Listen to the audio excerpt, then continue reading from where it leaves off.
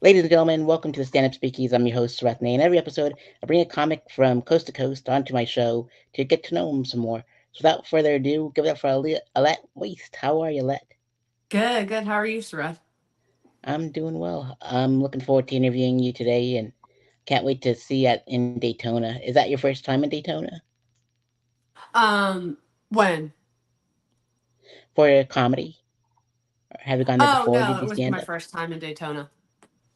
Oh, awesome. I'm glad. So you're quite a little familiar with the area. Yeah, yeah. I actually got sober Awesome. in Daytona. Oh, we'll get to that for sure. I can't wait to hear that story.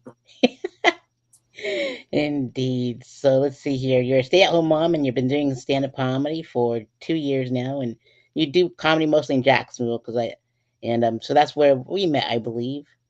Yeah. So, uh, has your journey been in the past 2 years? Oh man, it's been very interesting. It's really hard because I'm a stay-at-home mom and I have a 4-year-old now and a 6-year-old. So I guess one was 2 and one was 4 when I started. So it's very challenging to like find time to write and not be interrupted. And have the energy to even like go on stage, at night. But I don't know, it's been fun. I love the writing process. That's actually like my favorite part. And just like meeting everybody, getting to know everybody, it seems like a great, community. Just like where other people to get to laugh. You just get to laugh with other people and just to get to see what's like in their minds, what they're thinking, and it's just fun. I love the community. I love the writing. I'm getting a little bit better at performing. I still find that a little rough. At first I had to fight my nerves, because I used to get really super nervous when I was up there because it was never my thing. I was never like a public speaker. I did some speaking in college where I had like research projects that I'd have to display, public speaking when people come and look at my poster and ask me about my project. But that was like my biggest thing though, try to get over was like the fear, you know. Oh, And I still it comes and goes still. indeed. I think it took speech class to get me over that fear in choir class. Even Mhm. though I lip synced, it really helped out because you had to do a recital. And I'm like, I'm just gonna lip sync here like Milli Vanilli. I didn't know any of the words to the songs. Just get me out of class. That's all I want. Horrible student, I tell you. I'm a horrible student. Or I was, anyways. So the comics that inspired you are George Carlin, Dave Chappelle, Tom Segura, T.J. Miller, Jeff Dye, and Ali Wong. What are some of your favorite jokes, or why did you pick all those folks to be your inspirations? Well, I love George Carlin because he speaks so much truth, and he's just quick, witty, funny. Like I've always loved him. I mean, I remember even when he passed away where I was. He's just so smart. And he's like he was like, I heard that he was a perfectionist too, and which I can relate to. And then I love Tom Segura and his storytelling. Just love his storytelling. TJ Miller, I like him because he's just like fun and silly. Like he had this one joke about pet slaves, about your pets being slaves, and I just like thought that was like the funniest joke. And then Ali Wong, I feel like because I relate to her a lot, being a mom, and she's just super. I just love people that are smart and funny. And then recently, I really started liking Jeff Dye because I feel like he has that a little bit of political, a little bit, about like social stuff, but that he has good points. But he has that silly factor too. He makes it fun and light. I really like that. That's something like I aspire to kind of do. Um, and let's see, who else did I write? Dave Chappelle was the last Dave one. Chappelle. I just love Dave Chappelle. I don't know how you couldn't love Dave Chappelle. His just all his stuff is just so great. I haven't ever watched anything I didn't love. And of course, the Dave Chappelle show was awesome. I don't know. I just like it when people are authentic. My biggest thing is I love authentic people that speak their truth, and they're just good people, and I like the silly little factor in there every once in a while, to make it light, to make people kind of open up, you know, and be a little bit more receptive to like maybe what they're thinking and their ideas and whatnot. So that's pretty much why I like those comics. Awesome. Yeah, like Tom Segura was just here like 2 days ago in Daytona at the Peabody, and Oh, really? yep. And Oh, so wow. I was actually flying in from Ohio because I just went to Dave Chappelle's. I went to Yellow Springs just to see his layout of the club and everything.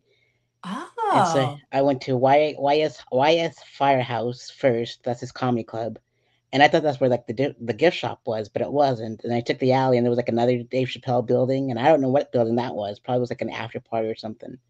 And then I Uh-huh. cut through the alley, and I saw these people, and like they saw my they complimented me on my Wu Tang shirt, and I saw this guy with a Dave Chappelle shirt on, and he's like, "Hey, can you tell me where to find the gift shop?" And he goes, "Yeah, just down this way, next to the gas station." And that's where I found. That's how I got to his gift shop. So it's pretty awesome. Oh, that is cool. That's cool that you get to travel around. That's awesome. Yeah, it's not too shabby. I wanted to get some letters off my uh my goal as a comedian is to go to A through Z in cities and perform in each of those cities, and so I had to get Indianapolis off my list for I and Xenia, Ohio for X, and I got those out of the way. So Oh, that's cool. That's yeah, fun. That is yeah, really it's such a fun. fun goal. So that's I got one more letter left, and I think I got it. So we'll see what happens. So I won't say which letter, but I'm excited. Okay. Let's see here, and yeah, and Ollie Wong, like her show Beef was like one of my favorites. Did you Yeah. watch it? No. I didn't see that one. Ooh, if you it's such a great downward spiral of of a show, and like each episode gets really intense, and it's just so worth it. So watch Beef Oh, on okay. Netflix. Okay. So All good. right. Yeah, Yeah, I haven't had a chance. I don't blame you. I don't have any. I just said this looks really good, and there's like another Asian comic that's in there too, but I can't. Maybe he's an Asian comedian. I don't know, but Ali Wong Mhm. just such was kick ass in that show. Yeah. Yeah. Yeah. And so, your materials based on your past drug addiction and alcoholism, and you're recovered now, which is fantastic. And I love how you don't shy away from it, and you face it head on. You share it to the world, and so uh, thank you for sharing that deep, dark, and past. And I'm glad you're recovered and all that good stuff. And you talk about your dysfunctional family and your observational humor. So how did you find your voice so quickly in stand up? Oh, I'm sorry. What was the last thing you asked? Oh, how did you discover your voice so quickly in stand up? You're only like 2 years in. It's pretty awesome. Um, well, thank you. I appreciate that. Yeah. Just I was just told to write what you know, and I just write what I know. I usually, like, lately too, I've gone a little dark because the world's gone a little dark. So I started getting a little Mhm. darker. So like I started writing, what was it about? I actually started writing a lot about Daytona there for a minute. So I'm trying to find that, like, in between where, like, if I come to Daytona, can I say these things? Trying to find that way. But I don't know. I like to just be myself. I like to be my authentic self, just like like other people to be. I like to be. I am trying to shoot for, like, more clean jokes, though. To have, like, more versatility. And that's where I feel like maybe my observational humor can come in. You know. Yeah. Um, but also I just like making fun of myself. I like making fun of people. Period. I just like making fun of myself. And I do it all in good fun. Like my husband and he's hilarious. He should be a comedian. And we just like make fun of each other. We make fun of our own friends. You know what I mean, to the degree, but in all good fun. And I just like being able to, like, laugh at myself. You know Yeah. and laugh at things, find humor in some of the darkest places. Oh yeah. It's like that. The equation for comedy is like comedy plus time.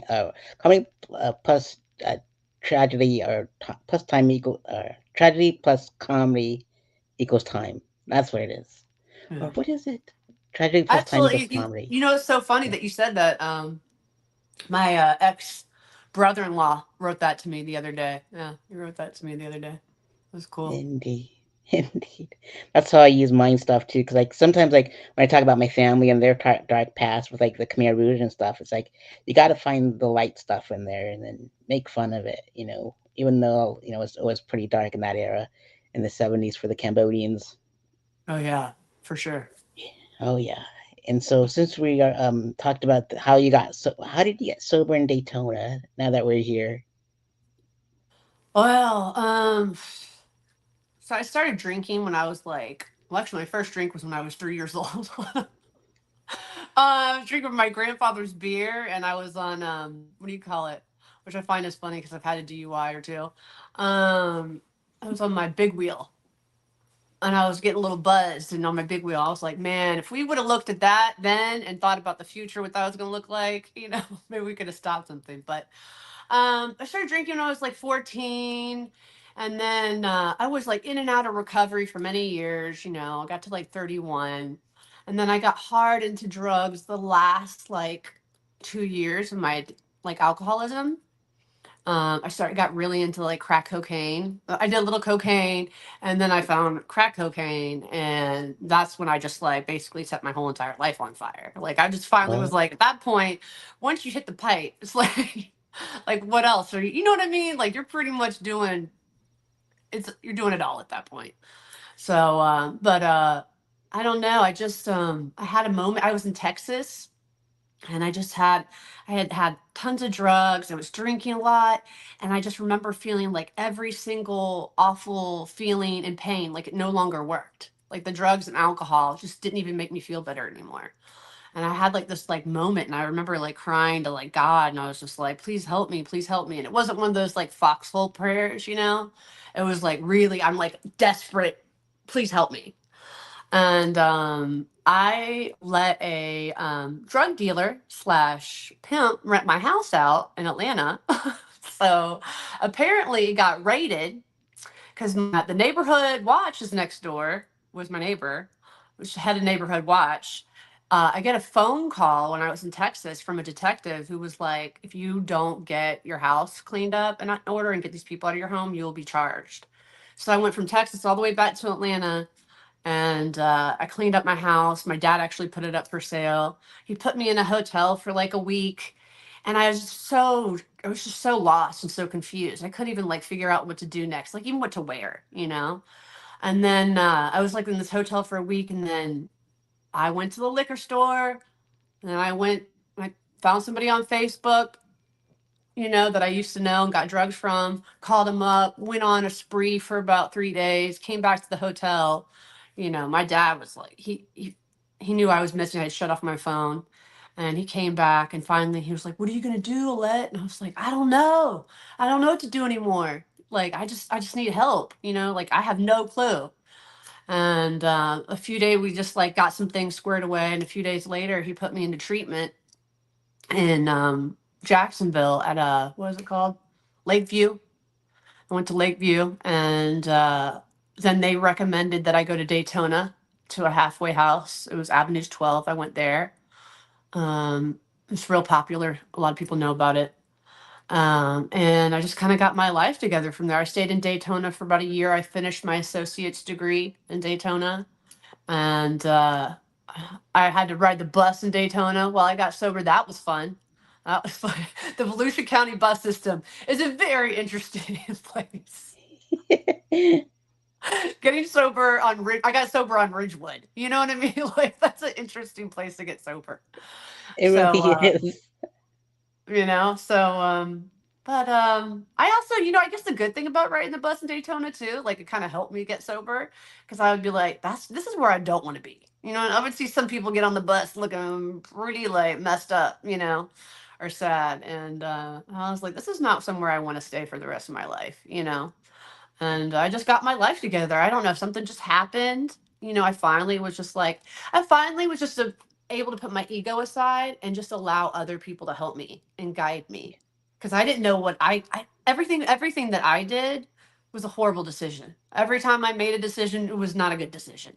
And so finally, when I allowed other people to like help me, and I got in the community, the recovery community there, just life became easier. I did the steps in AA, and I just felt like my whole entire life changed. Like I had like for so long I had like this tunnel vision. I was so stuck. I was so stuck in like pour me another drink. Like my past, my childhood. I could never get over it. You know. And then finally, when I made enough mistakes, I realized, wait a second, like this has nothing to do with my family anymore. Like this has to do with me making bad choices, you know? And then I saw, you get to know other people and their stories, and you're like, well, maybe my life wasn't so bad, you know? Um, I mean, there's still some things that were like bad, but you hear other people's stuff and you start to put it in perspective. So I did that, and I moved back to Jacksonville, or yeah, I moved to Jacksonville because my family was all there, and I moved on from there. So that's basically what happened. That's an incredible story, and I'm just like I'm so happy that you recovered because looking at you and doing watching your stand up, I would have never guessed any of this. You're like totally like you're not one of those like soft eyed underbelly like guests. You're like totally like completely different, and like this is wow. Yep, and uh, your husband's on the chat, and he's like, "Alette is the funniest woman I know. That's why I married her." And with a smile emoji, like a big one, and then laughter is the best medicine with a pill on it, and first drinking and driving with a big wheel, and he was with a laughing emoji. So that's good stuff. Yeah, but I Yeah, but I love also this program. Yeah. oh, I was just gonna No, say go too, ahead. it's so funny because people will be like, "But your teeth are so nice," and I'm like, "Cause they're fake. They're fake." Oh, I had no idea. Yeah, these are like all veneers. I got them like a couple years into my sobriety. I had like a chipped tooth. It was like colored here, and this. It was a mess, after some drug use, and enough like I faced it one time. I originally lost like two of my front teeth, so they were like little chiclet teeth for a second. Uh They're huh. like different colors, and then I had like a chipped tooth. So yeah, that helped. I think that helped a lot. Yeah. A lot of comedians that I noticed have fake teeth too, like Matt Rife, and like his smile is different than what we see on Wild and Out, and so you can see the differences. And then like Joe Coy's smile is totally different because like if you Yeah. see his old specials and now, you can tell they're not. But that's just me. I notice people's teeth. I mean, Yeah. my teeth are that great because like, I look like my teeth are in or my tongue's in jail, but and I look It like a looks Ninja like your Turtles. tongue's in jail. What? Yeah. I learned that from my Yo Mama's joke. Someone told me that. I'm like, you know what? You're right. My my tongue does look like it's in jail. Oh, I don't think it's like that, man. I think you're going to be a little harsh on yourself. Yeah. Mm. And plus, like that frustrated Michelangelo, that GIF or whatever. I look like that, and they always point that out. I'm like, well, that's nice of you guys. Oh no, I haven't seen that, Jeff. I'm gonna have to check it out. I'll show you the GIF of like Michelangelo. He looks like he's constipated, and he's like shaking. I don't know. He looks like he's angry, but it's from the movie, I guess. I don't know. Yeah. Yeah. So you love dark humor and speaking the truth, and that's the truth. I mean, when I see your stand up, it's like that's why I chose you to be on the festivals because like you have all of the material that I'm looking for. It's like you're not afraid to bare your heart and soul on stage and all that good stuff, and you're a really good friend, so that's why Oh, I thank chose you. I you. appreciate that. That's very Yeah, nice. I feel super honored that you chose me. I really appreciate it. I yeah. hope I do you. I hope I do you right. Oh, I'm not too worried about that. You make me laugh at the clubs all the time, so you're totally fine. I'm looking forward to Wendy's set too. So hopefully you both Oh can yeah. ride together and all that good stuff. And yeah, Yeah, we're actually gonna meet next week and just like check each other's stories out. So yeah. awesome. It's good to have a Yeah. riding buddy for sure. Yeah. Oh, Wendy. Yeah. Oh, that's one thing I probably should mention. Wendy's like been a really great mentor for me. We met in First Coast Comedy class there. We took a class together, Mhm. and just ever since then, we just like had a really great relationship. She's like one of the sweetest. I mean, she is one of the hardest workers I've ever met. Like Oh this yeah. woman has to take care of her kids. She has to send, all the games and sports they do. Then she works as a professor. Then she writes journal articles and she does the comedy. I'm like, how do you do it? Like she is just busy 24/7. So it gives me even more respect for Wendy. The fact that like not only is her comedy getting better, and she's doing a great job, the Mhm. fact that she's doing it with so much on her plate too. I mean, she really knows how to kill it. I mean, I give her so much just so much respect for her. Indeed. Respectfully. Like in the Yes, first. respectfully. Yes, good callback. Why, thank you. Thank you. So you love to make people think and laugh, and I love when other comics do the same. And I think that's why I chose all the comedians, for the fest. Is like they had that, you all have something special, and it's just like my giving you all your flowers, like at least one last time, because I'm actually quitting stand up at the fest, so it's gonna be my last hurrah. So I want you all Oh, to be there. It's worth it. It was a fun journey, but 12 years is enough for me. yeah. I get a little old. What is it? Is it just it's just a lot of work? Oh yeah, I mean, and then all the drama that's recently happened, and and all the I'm like, I'm too old to deal with this stuff. I'm 42 years old. I don't want to deal with this anymore. Oh, we're the I same made people. age. Yep, we're the same age. I don't look it, but people always assume I either like I was called a 600-year-old shalom or shaman, and like or I'm 26 or something. It's just one of the two. If I would have had to guess, I would have been like mid 30s at the most. I would think Oh wow, between 30 and 35. That's what I was thinking. wow, not bad. I'm Doing old as good. dirt. Yeah. Oh, you're not Oh. as old as dirt. It's just we're just starting to feel like we're old as dirt. We're starting to finally feel it. Yep, it's all catching up to us. And I've got to do stand up in like Atlanta, Chicago, LA, Denver, and just recently Ohio, Indianapolis, and it's just a fun ride. But man, I just want to just get off social media and play pinball and Qbert for the rest of my days. Yeah. Yeah. I know. Yeah, So isn't it sad? Like social media, it's just gotten it's so crazy. You know, yeah. it's gotten so crazy. But you And just everyone got to says be a you're good so example. yeah. And everyone says you're so good at social media, but I'm like, I hate it so much. I just want to get out of here. It's like I know. I know. stuck in a spider web. Yeah. I guess that's the sad. This is like the one thing that I feel like sad about the comedy about is like I want to be off of social media, but I'm like now that I want to do the comedy, I can't get off of social media. So I'm like, Yeah. you're just like you're kind of stuck in it. It's like what do I do? But you got to find that good balance. Like when do I put down my phone and just say this is enough? You know? Yeah. And luckily, like I learned this trick. I have an Android, and like how you can like plug in your event in like multiple groups all at the same time within like 30 seconds. Oh yeah, I've seen an app doing that. Yeah, I know. Hmm. I started researching some of this stuff like that, and I should do that. I probably should do that. Make it a Yeah, lot throw in some easier. hashtags, be done with it. Yeah. Yeah. Yeah. And I think that's why it's been packed out, like, the Crispy lately, or maybe they know that it's closing soon, but either way, it's pretty awesome. Yeah. Are I'm, you going tomorrow night? eh, yeah, I'm going tomorrow night. Are you? Yeah, me too. Yep. I can Awesome. finally go. And then I have the Yep. reunion show the following Sunday. Oh, yeah. This is the last open mic here at this location. Right? I Yep. know, that's gonna be crazy. Yeah, it's gonna be a bummer. So so this next part is called it's like the usual questions I ask everyone else. And so with that being said, like I have like hundreds of interviews on my YouTube channel, so these are the usual questions. And so with that being said, what inspired you to perform stand-up comedy?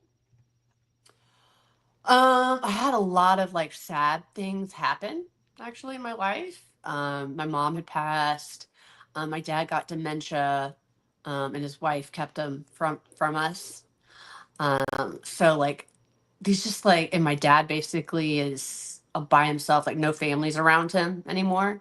And I had like this moment where I was like, what happened if it comes to the end of my life and I just didn't do everything that I wanted to do? You know what I mean? Or, just give it a full, just give it my full shot, try something. And I'm like, what have you done, not done that you wish you would have done?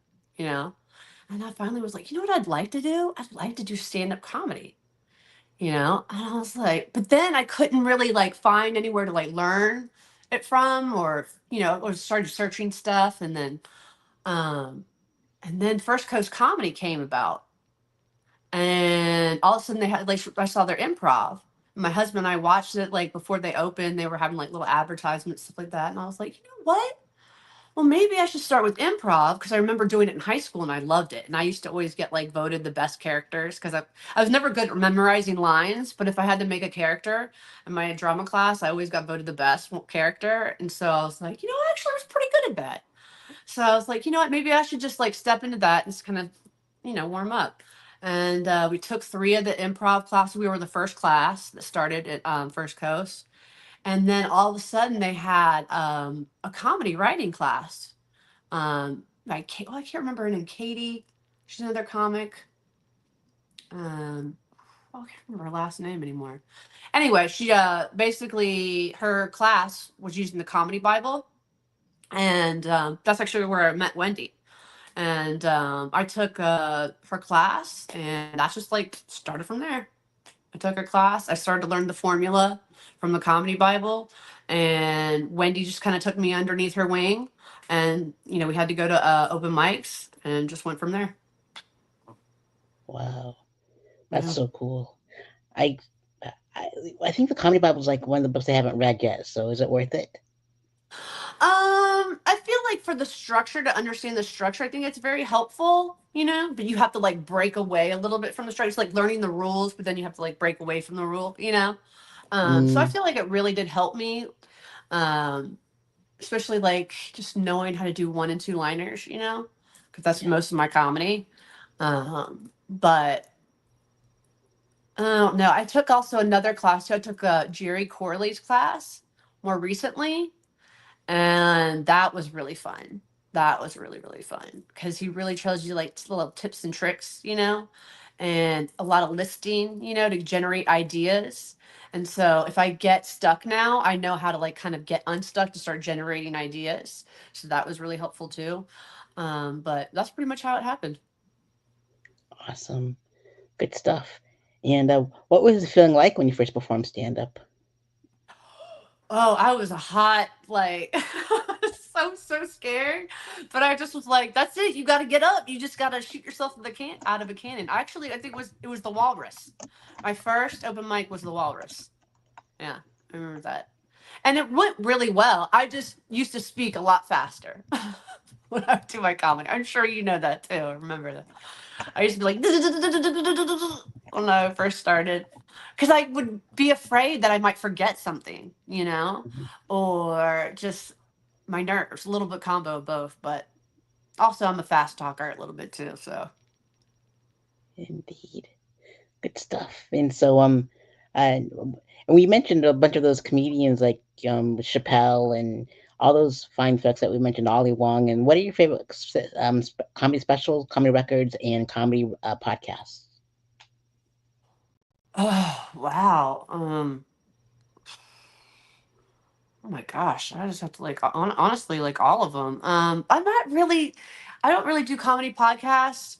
I more do like political stuff when I do podcasts or just like other stuff about like information. But specials wise, I'm terrible with names. Ugh, I'm terrible. I mean, if you ask me, then I'll be able to tell you, but I can't even tell you. I'm not good at like track numbers or song names. But yeah, I'm sorry. Mm, I can't. I don't really know the names of the specials. I feel like kind of old. Maybe I'm just too old. No, you're totally fine. And they're like a dime a dozen now, so I totally get it. It's like I was telling Rob before, like, yeah, all these specials that are coming out left and right, they're just a dime a dozen now. It's like none of it's special anymore. It's just a big old hour long, you know, comedy act. It's like nobody watches. There's some people do, but I don't know. They're Well, not as like. oh, go Go on. ahead. Sorry, you were still talking. No, you go. You go ahead. Oh, I was just gonna say. Most recently, though, I watched Jordan Jensen's um, Netflix special, Mm, and I actually thought it was pretty decent. For a second, I was like a little like, how is this gonna be? Because she's a big crowd work person, and so I was like a little skeptical. But she actually turned out to be pretty cool, though. I enjoyed it. indeed. I love me the ones that take their time and like the storytellers, like Ali Sadiq, his like Domino Effect ones on YouTube. Those are like some of my favorites. It's like one big story, but there's so many jokes in them. Mm-hmm. So Mm-hmm. definitely watch those. And Let's see here. I totally get. I don't know a lot of their names of the specials, but I just watch the show. If they're one of my favorite comedians, I'm watching it. Like we were talking about like earlier, like one of the previous interviews with someone else. We were like talking about Adam Sandler specials, and the most recent one, and there was like a dog that ran across the stage, and everything was just off the wall. So yeah, awesome. And so a couple of those folks have been on TV and stuff. And what are your favorite sitcom sketch shows and comedy films? Mm, I love pretty much anything Judd Apatow did. Um, love it. Um, what was that? Dave Chappelle. I used to love Dave Chappelle show. Um, In Living Color. I mean, I loved In Living Color. I mean, I watched that since I was like a little kid because I had always had older sisters. I'm the youngest of four. So I remember watching the first Real World, you know what I mean? Like I remember all that stuff. So I really remember a lot of that stuff in my childhood. Um, just every George Carlin special, I've seen every one of them. Let's see what else. What else I've been watching? It's like so hard for me to watch TV. Trying to think what else. Um, Jeselnik, I've been really getting into him a little bit more because he does a lot of reverses. So I'm trying to get better with that. I really like him, Anthony Jeselnik. Let's see what else. Um, oh, I started watching Tires. I started watching Tires a little bit. That was funny. And then there was something else. I'm like, what? It's like on the tip of my tongue. I was watching. It's more new. I can't remember. Something else. It's there. It'll come back to me though. Indeed. And comedy films? Comedy films. I don't really watch movies anymore. Like I said, like pretty much Judd Apatow, Adam Sandler, of course. You know, I love Happy Gilmore. I loved Billy Madison. Billy Madison. I've seen that movie like 100 times since I was a little kid. Like I loved it. I'm like, 1, 2, touch the hiney. You're like, what are you looking at, Swan? You know, Yeah. or when the clown. I love the clown when he falls down off the stilts. Anyway, just the stuff like O'Doyle that. rules. Yes, and Doyle rules. I just like all the. I just love Adam Sandler's like Happy Gilmore, and I find you know what I watched finally because I watched it drunk multiple times was the other one. What was the one that he does? Mama's Boy. What is it? No, was it Grandma's boy? No, Grandma's? uh, the Water Boy, No, it wasn't wasn't it? Water Boy. Was it? What was the other one? Was it Grandma's Boy? Is it? Is there Grandma's Boy? There is What a was Grandma's boy, yeah. it? Is Grandma's And Boy. Okay, it was Grandma's Boy then. mhm. Yeah, Happy Madison did that one too. Yeah. Yeah, Yep. I finally watched that one, and because I actually did, but I was like really intoxicated when I saw it, so I don't remember it all. So I finally saw it sober, and I thought it was hilarious. It's hilarious for sure. It's one Yeah. of my favorites as well. Oh, you know Yep. what else And I do living too? Ben mhm, Stiller. Ben Stiller. good stuff. Yeah, Tropic Thunder was hilarious. I don't care what anyone says. I know you could not make that film today. You Hmm. know, I love Zoolander too. My sister and I like love. You know what the one thing I loved about Ben Stiller movies is that the first time you watch it is not as funny to me. The Uh-huh. second time I would watch his films, they were funnier because I would catch all the little nuances more. You Yeah. know. Speaking of Ben Stiller movies, I'm going on tour with my friend Charlie, and uh, we we're making a tour called we're matching up. There's something about Mary with Scarface, and this is our poster. I don't know if you can see it. I don't know if Yeah, I it's could. not gonna come up, but Oh I will. yeah. Maybe there it is. Kinda. Oh, can't see it. It's like, Oh, if I yeah. tell you too much, it'll. But I'll tell you what. I'll show it to you when we see each other tomorrow. You're gonna be Okay. like, oh wow, this is brilliant. So like we match up two movies when we go on tour. Like we went into Colorado and we called it the Red Rum and Dumber tour, or Dumb and Dumber and The Shining. And so this one's there's something about Mary and Scarface, and we call it There's Something About Scarface. So that's our run for Florida. Yeah. Are you a Yeah. horror movie fan too? I'm guessing. Yes. Yes. How do you know? Well, you should start listing all those movies. Oh yeah. Well, I don't know if I told you this, but I like when I did my apprenticeship, it was with one of the masters of horror, and he was my I was learning everything from him as much as I could because I wanted to learn how to scare people. And so I do you're my age, so you know his movies, son. 'Cause, like, his movies were from the 80s and 90s, so they're like Mhm. Hellraiser, Candyman, all that Mhm. stuff. Do you remember all those Mhm. movies? Yeah, I remember all Yep, those, especially yep, Candyman. Yeah. yeah. So Clive Barker was my teacher out in LA for like about 3 years. Oh, that's awesome. hmm So That that's is why I wore so like cool. my Hellraiser shirt. Oh, Yep. So I never my saw and had Hellraiser though. I think I was just too scared when I was a little kid. It was like oh Candyman. I had a fiance that was very obsessed with like horror movies too. And actually, that's like something I'm going to talk about in my story too. He was oh really into like nice. ghosts and horror movies and stuff like that.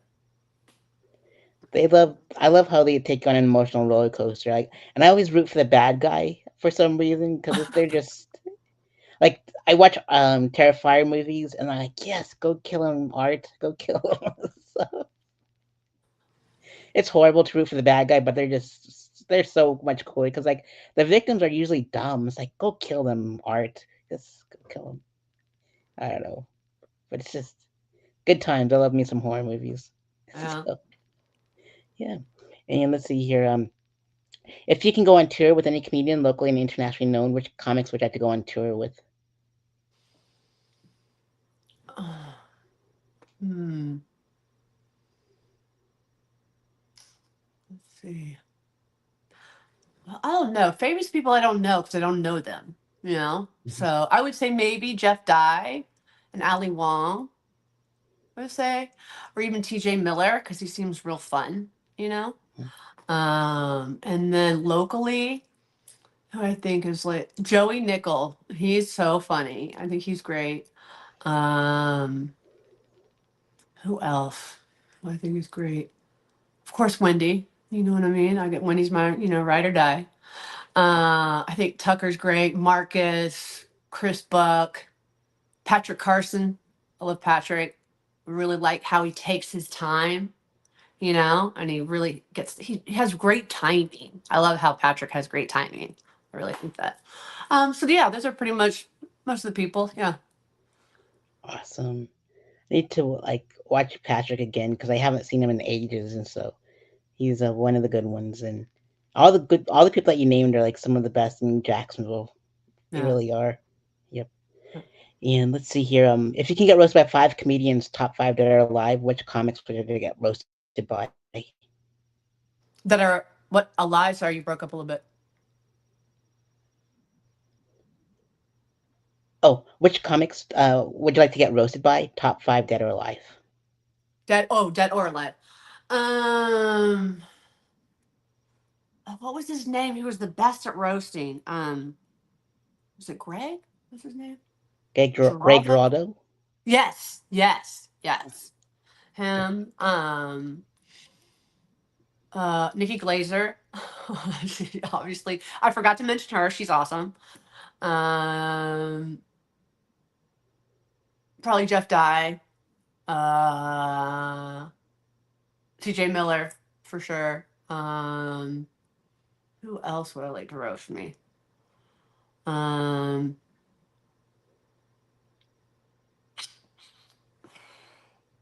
what's his name? Oh my god, I just forgot his name for a second. Kill Tony.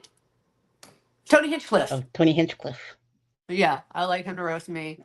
Um, And and Shane Gillis because I think he would be able to roast me too. oh yeah, that'd be a fun roast to watch for sure. And let's see here. Where do you see your comedy journey in the next 5 years? um, Where do you see your comedy journey in the next 5 years? what I want to attain, I want to just be at least a good local comic that does like at least corporate gigs, and travels a little bit. It's just I think the hardest thing is because have such small children, Like I really don't feel like my comedy career is like gonna really take off until like 2 years from now when my both of my kids are in school, because it's just so hard to hit those mics, you know what I mean? And just go to those shows. It's like so hard. But I'm still gonna keep on going, Like I've gotten a little sad because sometimes I feel like I'm falling behind, because I'm trying to do the best I can right now with keeping my sanity. But the next 5 years, that's what I really hope. I just hope to be a good, like, local Southeast kind of at least comedian, or even a Florida comedian. That's what I'm not really necessarily there for the fame. I would also like to eventually get some other kind of like writing gigs from my comedy. That's something I would like to do because I just love the writing part so much. Like, I love going back in my notebooks and seeing where that like joke originated and seeing the transformation of it. That is like my favorite part. So that's basically, yeah. I'd like to like, and I'd like to go into writing more. I would like to eventually write a book about myself, like an autobiography, and kind of like Tom Segura did, something like lighthearted, a little bit, maybe a little serious and dark sometimes, but that's what I'd like to do with my comedy for sure. Heck yeah, that's pretty awesome. Yeah, you'll get there. Just trust the process, and all the people's paths in comedy is totally different. You never know where it'll take you, or which goals will come up next, and it'll just all happen. You just gotta let the Lord take the wheel. Yeah, So, that's true. or the universe take the wheel. Whatever you believe in, a higher power. Just Whatever let you it take the call it. wheel. Yep, Yeah. indeed. And let's see here if um and we talked about like your writing and stuff, and the characters you came up with, and so and you've done improv. So which other forms of comedy work would you like to venture off into? Like you've done comedy writing, acting, directing, improv, sketch. So which ones haven't you done that you want to go into? Mm, I would like to eventually like do scripts, like movie scripts. I would like to. I've messed around and tinkered with it a little bit, but because I feel like I have a really good story, like especially everything that happened with my father. I would love to turn it into like a Judd Apatow kind of movie. Would love to do that because there's like so many. If you look at it was so crazy during that time what we went through, my sisters and I, that it was like it's almost comical. It's so dark and crazy that it's like almost comical, and how we were just like all going insane for like a couple years there. So I would like to eventually do that. That would be like the ultimate, being able to write a screenplay, and have it put on the big screen. That would be amazing. That's the only kind of like major fame if I ever had. I would really like that. Would be fun. Indeed. I just got like a couple months ago. I just got done reading Judd Apatow's book. It's where he interviews comedians, I Oh, okay. believe. Yep, it's like a white cover, but it's on my shelf. But I don't want to go for it because I'm like I'm with you, and I'm like, but as soon as we get off the line, I found it at Chandler's bookstore, and I got so excited, and I bought it, and it's just like it's such a great read. So Good, good. highly recommend. And let's see here. Uh, and what is your favorite joke a comic has written? Favorite joke? Oh my god, a specific one? Yeah, it could be yours. It could be a local comedian's, or it could be a famous person. Uh, I think one of my favorite jokes is this bird joke that I have. The what is it? Oh my gosh, I can't believe I just forgot it. But do you want me to tell you the joke or you Yeah, know the joke? sure, go for it. Oh, okay. But you know who's got it bad? Birds in cages. Hey, bird, you know that thing you could do that no one else can? I'm gonna take that away. And then I'll put you next to the window so you can see all your friends. And then one day, one of your friends will hit that window and die. And that way, you won't feel so bad that I took your superpower away. But I like that joke. That one's just like one of my fun ones. I have a new one that I think is really cute and funny. I have a Vladimir Putin joke. That one makes me like it's just silly. And then it's that JJ Miller joke, the one with the pet slaves. That one always like sticks in my head because I deal with my dogs all the time, and I'm like I always wish I could have came out with that joke. Yeah, Because it's so true and so simple. Just like because every time I walk my dogs on a leash, I always feel like they're my pet slaves now. I'm like so that joke has like stuck with me for years. But just pretty much anything like George Carlin or Dave Chappelle, it's like hard to when he started talking about just when like Carlin talks about like the government, and what they're doing and trying to confuse us. It just rings true today to me. So it's carried on through the ages. I like that joke too. And no, it's pretty much. There's so many jokes. I'm like, it's hard to pick. Indeed. When you talked about the birdcage joke, the rack, the things behind you, like the closet racks behind you, Yeah, yeah, they yeah. remind me of like you're in a birdcage.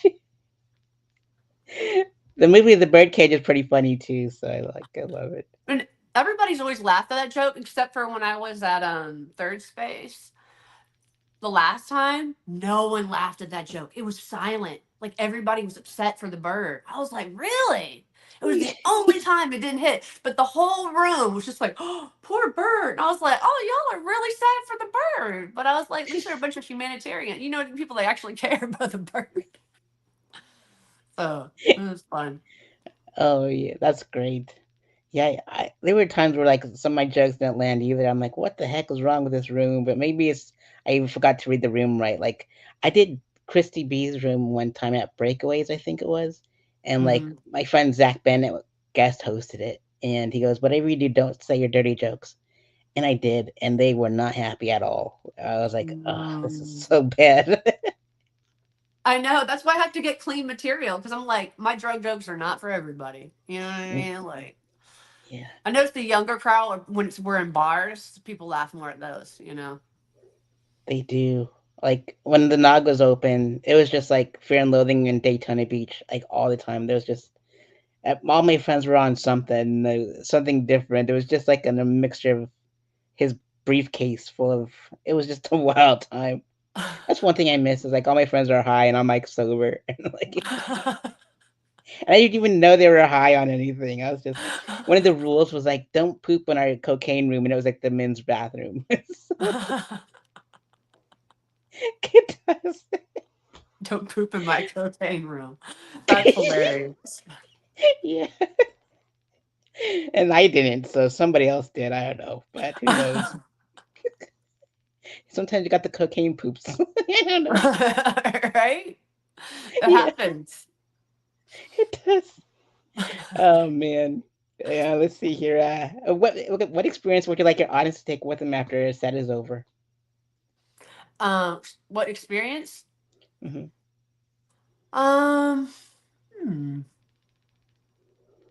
I don't know, just feeling, they had a good laugh. But that's why I want to start like evolving with my comedy. I want to get more a little bit more political, um, or like trying to steer away from the drug jokes as much. Like I like that. And I want people to know me and get to know me so they understand me and where I come from. Hmm. So I think that is important to kind of always have a little bit of that in there. But yeah, that's pretty much it. For sure. And let's see here.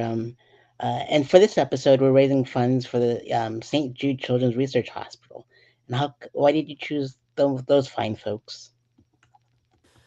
Just over the last like few years, since especially after like having kids, and I watched a lot of that soft white underbelly. You ever seen that? Oh yeah, Oh, yeah, it's one of and my you just favorites. yeah, it's just like the underlying theme is just like if we took care of our children, you know what I mean? Like the world would be a better place. You have better people when they feel loved and they feel secure and they're safe and they're not hurt or anything like that. So and also just like children being like sick. I mean, it's just so sad. And I have a friend that I met in beauty school, and her poor daughter ended up getting cancer. And it just like, it just really hits home because it's like, oh my God, what if that was my child? You know, what if I couldn't afford those bills, and that was my baby? Yeah, And so, anything that has to do with children, anything that has to do with environment, a lot of times too, for me, I'm very much, environment. If I could have been, have a different job, probably would have gone for that. But, um, yeah, I just really care about that, and children's in their lives, just yeah. take care of our kids. Take care of the kids. Wu Tang is for the children. Yeah. Yeah. And I love that you are raising funds with with this episode for them, and it's just you're right. It's like man, when you mentioned Soft on Underbelly, I'm like I remembered when Crystalia, the comedian, was on one of those episodes. Did you watch that one? No, no, I never saw that. No, I've Yeah, seen it so like definitely ton. Yeah, me too. I end my night with those like interviews. Like I love when like they're talking about what is it, the Figueroa Street, Yeah, Figaro. and Yeah, yeah, yeah. Figaro. Yeah. they play that one trailer at the end about Fig Street, and it's that Sharp's voice is all nice and calm over some nice fancy music. And I lived in Mm. LA, and I never got to see that part of Fig. I was like in this like on Melrose and like the safe part of Fig, I guess, and Yeah, I yeah. never got to see all those crazy like tricks and treats. So they what they call them. I don't know what it. Yeah, I yeah, just found right? out what a trick was. I was like, oh man, that's what a trick is. Because like Ice Cube was saying about hoes and tricks and stuff, and I always wondered what the tricks were. So now I know. Well, that's good because at least you didn't know you weren't one. Yep, they should start Otherwise, you one would in the know. yeah. We should start one on the East Coast with like Daytona, because Ridgewood. There's nothing but there's so many crazy things that happen on Ridgewood. Yeah. Um, Oh yeah. Oh yeah. yeah, maybe you could ask Mark Laita if you can host the Soft White Underbelly East Coast edition and just have it based out of Daytona. Good times. That'd be Go wild. back to like my old stomping ground. No, I'm just kidding. Yeah. Good wild times. I miss Daytona. I'm gonna miss it after my comedy journey comes to an end. But man, it was such a fun ride out there. Yeah. It was. So, Alette, this next portion is called. It's like this is the stand-up speakeasy. It's like a secret society of stand-up comedians. And with that being said, which comedians would you see me interview next in your circle in Jacksonville? Coming up for the future episodes of the stand-up speakeasy. Who would I think would be a good one? Pick You four know of what? them. Tucker, Tucker Lenora, um, Wendy Gillis for sure. Sean, because I wonder also how does he have that much time on his hands? Does his wife miss him? Because I've never met his wife, and I'm wondering. He has a wedding ring. I'm like, are you married? Are you married? Yeah. Because I'm wondering, did your wife like when are you coming home? Because he's always hosting. He's always out there. You know what I mean? Did I name one more? Um, Two more. Two more. two more. Uh, I guess Joey. Joey. I don't know if you ever interviewed Joey, and I guess Chris Buck. Because I don't really know much Awesome. about Chris Buck, so I think that would be Yeah, interesting.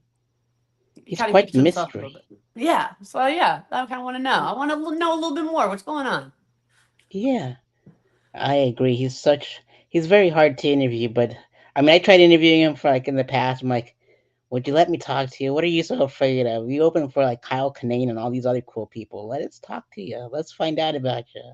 But I Yeah. get it. Some comedians are, introverts. Yeah. Yeah. Yeah, awesome. And so, do you have any shows coming up? I just had the reunion show and your show right now coming up. I just got to hit those mics. I got to hit those mics. Get booked. Hit those mics, get booked. Yep. As for me, I have a couple lined up. I have it all written down. I got September 24th at 7:30 p.m. at Lynch's Irish Pub in Jacksonville Beach, Florida. So I'll be close to you, Alette. Yeah. Yeah. I saw September that one. 27th at 8 p.m. I'll be at the Dogtown Sports Bar and Arcade in Zephyrhills, Florida. September 30th at Million Room in Pineapples Egad in Melbourne, Florida. October 1st and it will be 7 o'clock is Funny Bone Side Stage in Orlando. Bowling Bush Pub at 9 in Orlando, same date. October 2nd, 3rd, and 4th it will be at Punk Rock Pizza at 6:30 and 8:30. October 5th at 1 p.m. at the World's Most Famous, and October 5th at 1:30 p.m. at Punk Rock Pizza for the last Sweat Fest. So those are all my remaining dates before I run off into the sunset and play pinball and Cubert and live happily ever after. Well, I'm glad. I'm glad you're gonna enjoy That's that. pretty much it.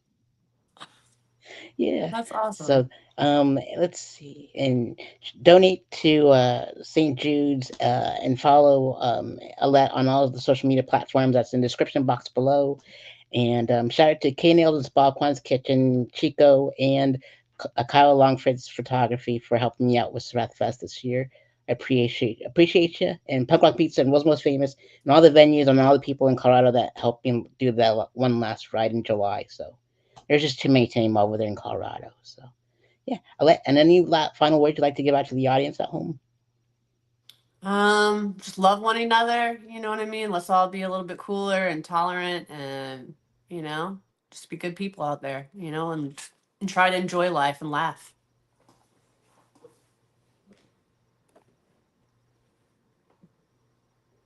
Absolutely. And I can't wait to make each other laugh tomorrow when we do Christy B's last open mic tomorrow night. So, Yeah, and awesome. it's gonna be a lot of fun. Yeah. Awesome. And for everyone else, be well, take care of each other, and we'll see you on the next